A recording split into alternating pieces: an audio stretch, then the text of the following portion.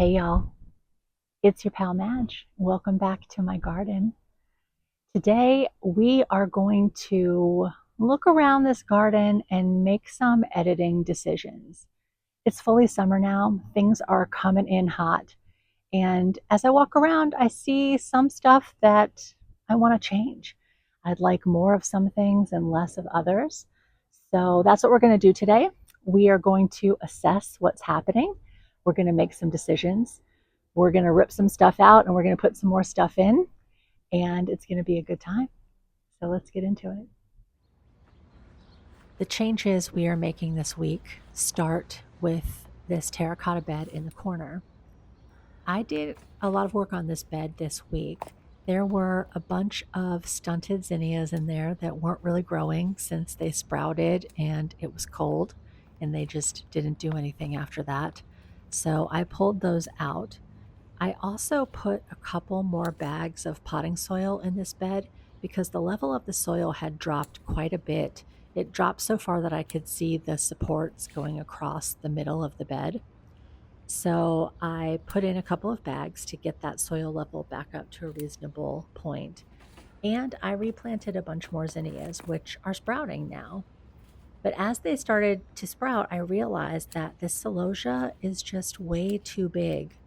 This is my first year growing celosia, and I really like it. It's cute in the landscape, but I'm finding that I don't enjoy arranging with it that much. So, to give over this much space in prime growing area to a crop that I don't really love arranging with was not the move. So, I decided to cut it back and I went in pretty hard. I probably took 50% away, and I'm hoping that that will give my zinnias some more light and space so that they can thrive in this second try. It may seem brutal to cut them back so hard, but in this household, we prioritize zinnias. But we do have some very cool celosia. Look at that. Brains. And there's a good bit left.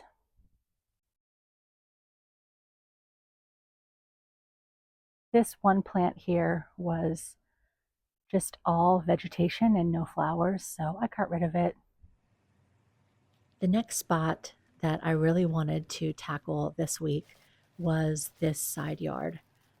You know, when you are creating a new garden, there is so much stuff that comes in and out of the space: bags of mulch, bags of soil, random containers, garbage, pots, seedling containers, all kinds of stuff that you don't really have any place to put. At least we don't, because we don't have a garden shed or anything. So this has just been kind of the dumping ground for all the extra stuff that we don't know what else to do with it. And I'm sick of looking at it. I'm sick of looking at all this cardboard. And so I am just taking, I guess, about an hour to put things away, get stuff that doesn't go here out of the space, and just try to make this a nice space that I actually want to spend some time in, because it is one of the parts of the yard that stays shady most of the day, at least the part down by the path. The garden beds stay in sun, but the path is nice and shady. So it would be nice to be able to hang out here and have a drink my tea in the morning, and stare at the garden beds and figure out what I want to do next. So that's why I am taking this time to clean this space up, and I'm going to spread my favorite cedar chips. You've seen me do this before in a couple of different areas, and man, it makes such a huge difference. It really just makes the space look finished. It makes it look like an intentional space and not just the side part of your yard where you dump all the stuff that you're not sure what to do with. I get these cedar chips at Lowe's and they are pretty affordable. You can get a big bag that's 3 cubic feet. I think it's $8, and they're 100% cedar. They smell great. They're easy to work with. They are really comfortable to walk around on.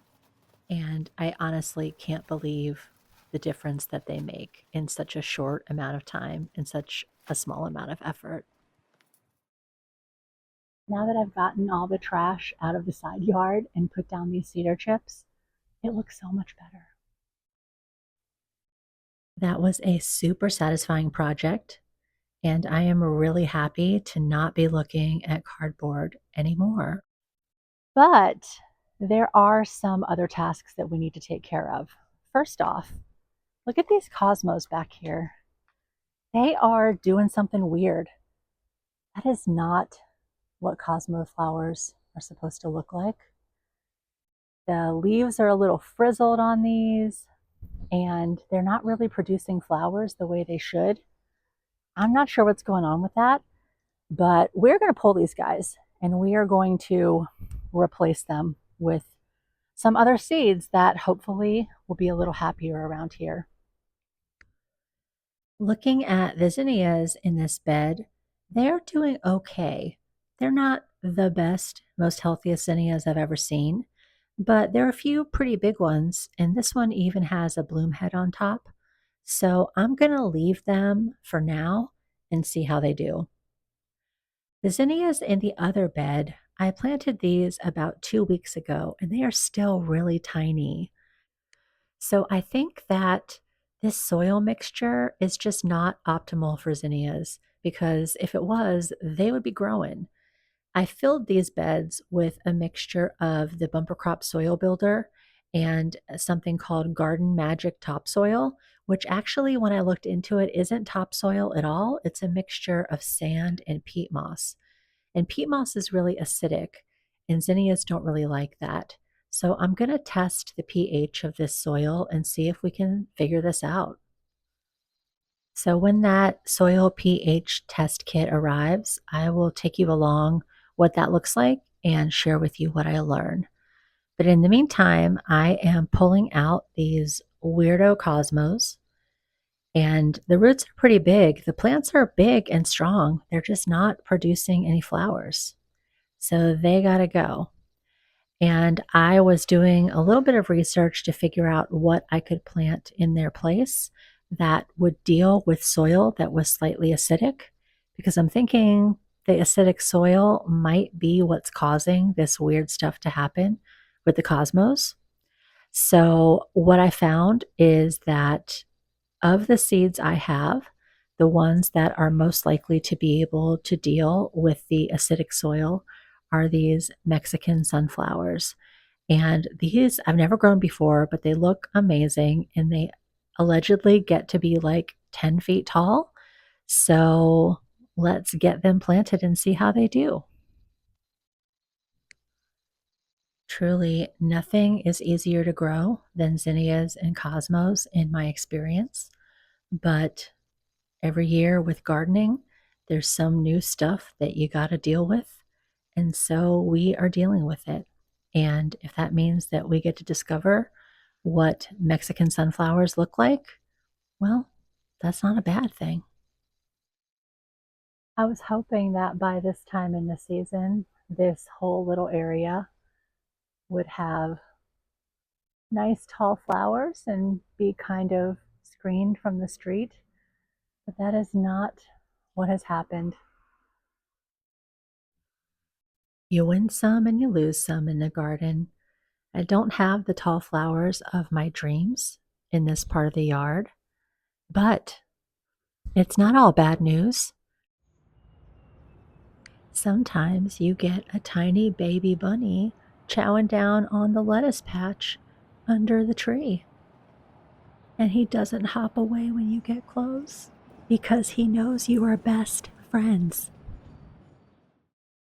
The next thing I want to work on is the deck where the zinnia rescue mission that we did in the last video is working. This grow bag in the corner, very big, beautiful zinnias. This pot, some gladiolas, and also some lovely zinnias. The half moon bed, very respectable looking zinnias. You see those? Those are some happy, healthy zinnias.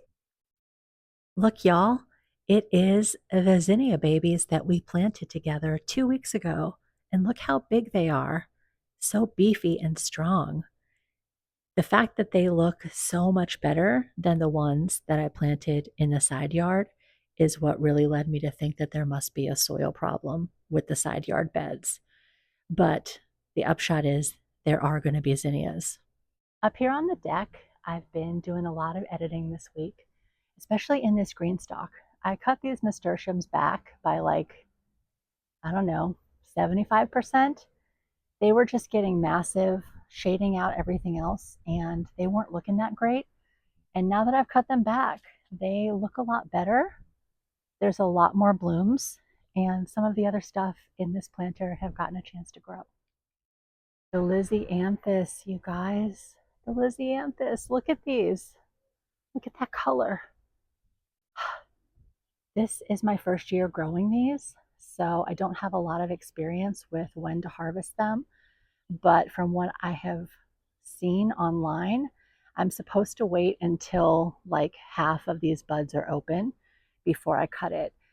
The thing is that if I cut it right now, none of these little buds that are closed are going to further develop. And also, once the blossoms are open, they last a really long time. Like I've had some inside for 2 weeks already that look perfect. So I'm trying to be patient and just let these develop a little bit more before I cut them. But man, this is going to be quite the harvest.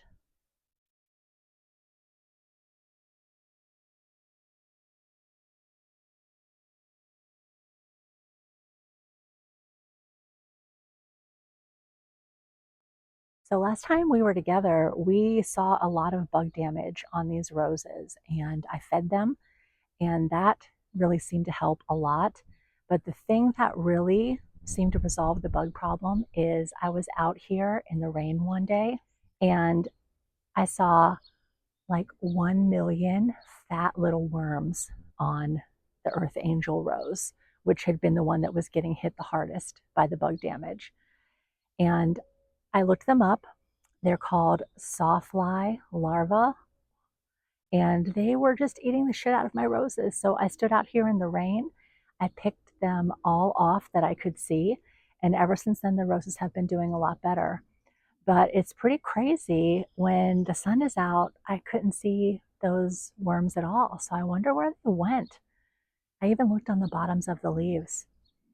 Anyway, the roses are happy now. I keep feeding them and they keep rewarding me with the most beautiful, fragrant blooms. There are still tons of lavender snapdragons. These are probably the most prolific snaps I've ever grown. Unbelievable the amount that they're still producing after like a month of giving me at least 10 stems every other day. These yellow ones and the Madame Butterfly ones are not really doing that much. So I think we are going to pull them out and guess what? Plant more zinnias. And I might keep a few just to see if they come back stronger when the weather cools off a little bit. But at this point, I really just need some more zinnias. I have maybe 20 plants that are doing really well, and that's not enough. So I'm going to prioritize zinnias and take some of these snaps out. However, my phone keeps dying in the heat, so I'm going to wait and do that after the sun has gone away a little bit. And in the meantime, please admire my Thunbergia, which I have never grown before, but with which I am extremely obsessed. These are the ones growing up the deck rails, and they are filling in beautifully, just as I dreamed they would when I planted those seeds back in March. We planted these Thunbergia in grow bags this year because we didn't know exactly where they were going to want to live. Now that we know they're happy here and we're happy with how they look, stunning, next year we will plant them in the ground because the downside of containers like grow bags is that you have to water these things all the time, usually every single day that it doesn't rain. So yeah, next year we'll put them right in the ground and they will learn where to get their own water. You guys remember when I planted my rainbow ombre Animal Crossing garden? Well, it doesn't quite look like that yet. Stuff is growing. I have some zinnias that look way better than the ones I planted in the raised bed. I have some dahlias growing, some cosmos. Look, there's a little flower. But I would not say that these plants are thriving. I am pretty sure this soil is trash. So, one of my projects for the upcoming weeks is to amend this soil and feed these plants so that we might actually get some flowers. Look at this dahlia, though. She's on her way. All right, it is a little bit later now, and the sun has gone away. And I can't believe I'm actually doing this, but I am chopping down a bunch of snapdragons and I am replacing them with zinnias. And I'm doing this just as you saw me do it before. I am sawing off the stems at the level of the ground, keeping most of the roots in the soil so that they can decompose in place. Then I am adding some nice fresh potting soil on top because over the months that those snaps have been growing, the level of the soil has dropped quite a bit. And then I'm going to pull out my seeds and select the ones that I want to plant in this area. I think in this section I planted a bunch of pastel seeds from Blama Farm again, some Dawn Creek seeds, and some purple ones because I've really been enjoying arranging with purple this season. And I am repeating that entire process with about half of the apple blossom snapdragons. It feels pretty brutal to be doing this, but honestly, a lot of these plants really aren't thriving anymore. They've kind of passed their peak. Sometimes, even when I grab them, the stem just snaps off. I don't even have to saw it. So I think it's the right use of the space. I kept a few of each variety so that they have the opportunity to come back to life in the fall. We'll see what happens with that.